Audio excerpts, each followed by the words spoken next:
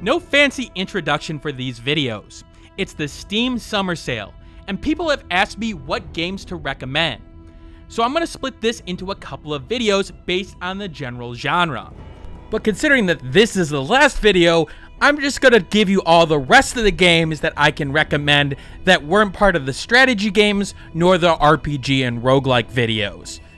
So here's the rest of the best of the Steam Summer Sale of 2018. Daedalic Entertainment is most known for the Deponia series, but that doesn't mean they don't have a good variety of games behind them.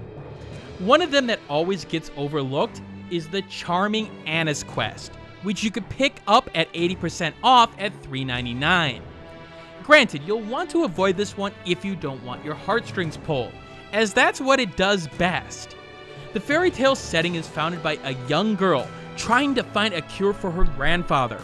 The characters that build this world are interesting, yet grounded in reality, and they all work well in showing off Anna and her personality. And let's be frank, this story is about Anna in the end, and while it may have a childish feel to it, it's one that pretty much everyone can relate to, and get a couple of tears out of you in the process. I love mystery games, but you usually have to pay a good chunk of change for them. That's not the case with Why Am I Dead at Sea, which can be picked up at 60% off for $1.99. The possession mechanic allows you to interact with characters in different ways in the game, as you try to figure out who you need to talk to figure out the next part of the mystery. Each character here carves out a unique place in the story's arc, and makes you suspect that their part is a little bit greater in the overall story than they're telling you. But they do this while still being believable to their main goals and traits that they first showed you, and you don't feel like they're gonna have a twist just for the sake of having a twist and a character going off into Never Never Land. The funny thing about this game is that even with the possession mechanic, these characters feel real. The dialogue may not be written the greatest here, but it will get a laugh out of you here and there, and wanting to see more because it is a real-life drama. Now, I will say to be ready to consult a guide to get you through parts of the game, as some of the logic is a little bit out there. But rest assured, you're going to have fun with the story, and you're going to think. Moving on, being one of the newest games on the list, What Remains of Edith Finch is a walking simulator that costs you $9.99, which is 50% off the normal price. For most, that may not be enough of a discount, but here's the thing about this game. It's definitely worth it at that price. It's a series of short stories about the fictional Finch family, and the game is able to take the interactivity element and engulf you in the stories with simple, repeatable actions. It also hits a lot of genres, ranging from a horror-style comic book to a post-apocalyptic bunker scenario. The writing here is fantastic. It's down to earth, but it is relatable. It makes you think, and it also makes you sort of relate it to your personal life, even though these scenarios could be way out there, because most of them have to deal with relationships and specific character traits. It all comes together beautifully thanks to the setting of the house and the world built here. If you're feeling a little bit magical, but you don't have a specific taste for any one genre in terms of story, look at What Remains of Edith Finch. At a discount of 70% off, Technobabylon is the next game to recommend at a price of $4.49. The basic idea of a futuristic dystopia has been done before, of course, but Technobabylon takes it to the next level with some of the best dialogue writing I've seen in a modern-day indie game.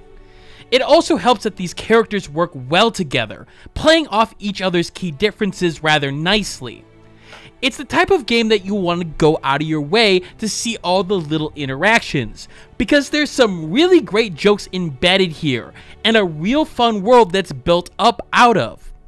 It helps that the style mimics some of the old LucasArts point-and-click adventure games, but Technobabylon has more of a unique style embedded in it. They help emphasize the plot's key set pieces, and allows the emotional elements to shine in the process. I've said it since I've reviewed the game. Technobabylon is a great story that you have to experience in your life, and at 70% off, there's absolutely no reason not to get it right now. Moving on, sometimes storytelling can be unconventional, and Dropsy is one of the best at proving that. You can pick him up at 75% off for $249. As the game immediately hits you over the head with charm left and right, the colorful visuals draw you in and make you want to see what kind of trouble that Dropsy will get into. And these colorful visuals are vastly important in Dropsy, as they are what the game uses to tell the story, and that alone. That's right, not a single word of dialogue here, and yet the game can get you to feel like the best emotional stories out there can. That's because cheering for the child like Dropsy and seeing him learn about the world and face its hardships is like a parent-child relationship. Of all the games on this list, this is the one that will make you feel the best and make you feel like you could take on the world after you play it. It's an absolute steal at $249. In one of what seems to be the biggest savings you can get during the sale, Blazblue Centralfiction has a healthy 66% off discount, putting the game at $13.59. And while it may not be the newest in the series, what Blazblue Centralfiction has is a bunch of fun and interesting characters, different playstyles, and an over-the-top attitude.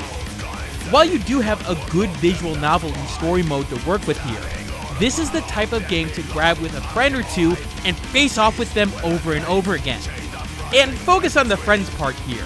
Apparently the online part is filled with high-level players right now, so you'll need a group to get with in order to enjoy the game if you're a more mid-level, low-level fighter player.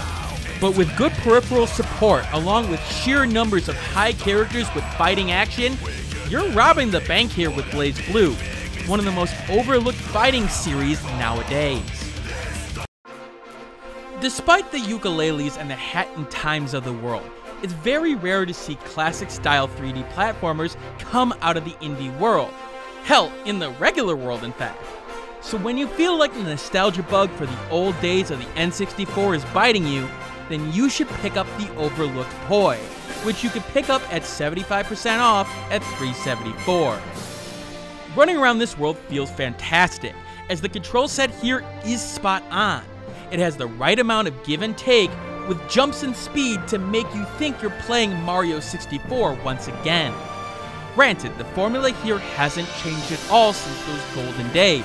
This is a nostalgia trip through and through. So yeah, you will be collecting X amount of items in whimsical worlds, and it may feel familiar. But you know what? It's going to feel good as well. So give this one a chance. Next up, I admit, I took way too long to actually play 100% Orange Juice, which you could pick up at 75% off for $174. It's a board game plain and simple, and yet you have some strategies you'll need to maximize for the type of characters you choose. I've only played a couple of times on a stream, but getting on a Discord, like the Discord in the description below by the way, and playing with a couple of friends while shooting the shit, this is the perfect game for that. As long as you're not the kind of person who wants to punch your friend for screwing you over, like in Mario Party. But a reasonable infusion of strategy, plus some good randomness, makes it so that anyone can win, but usually the most skilled player will win in the end. Give it a try. I wish I had done it earlier, and for $174? Yeah, that's a really good deal. Now granted, you have a lot of DLC here, so you're not going to be able to play all the characters in question, but at least you get a taste of what the game has to offer. Now, I do have a little bit of other recommendations which I will list on Twitter, which you can follow me in the description below. But I wanted to get this last video out to say, okay, here's some games that are some extras, and I wanted to get out in particular some story ones and some multiplayer ones, even though I don't really focus on multiplayer ones. Blazblue was the one that really stood out to me in the end, so I really wanted people to take a look at that game, because, yeah, I know it's a series, people know of it, but it always seems to get overlooked, especially in the PC community. And the fact that it's that cheap, yeah, I had to pick it up at that point, even though I've got so many other things to cover. Now, as for what's next on the channel, you may see things slow down a little bit. Now, what I mean by slow down is that I will still be doing streams, like, you know, every other... I don't want to say every other day, that's a little bit too much, but, you know, twice a week is what I want to focus on. And I am going to be revamping some of my procedures in terms of the review process. I have some software that I want to implement in order to take notes while I'm playing the game, and I also want to give you guys videos in terms of my review process, taking you through the steps of, oh hey, before I even start a review, what do I do? Do I research the game? Do I look at other reviews? I want to show you guys the behind-the-scenes process, because I did a Twitter poll the other day. Almost everybody wanted to see that, and I realized that it could help people understand what's going on. On the other hand, I'm also going to be doing those giveaways in the next video. It will probably be more of a vlog like the end of this one. So, I will talk to you guys then. And as always, keep on gaming.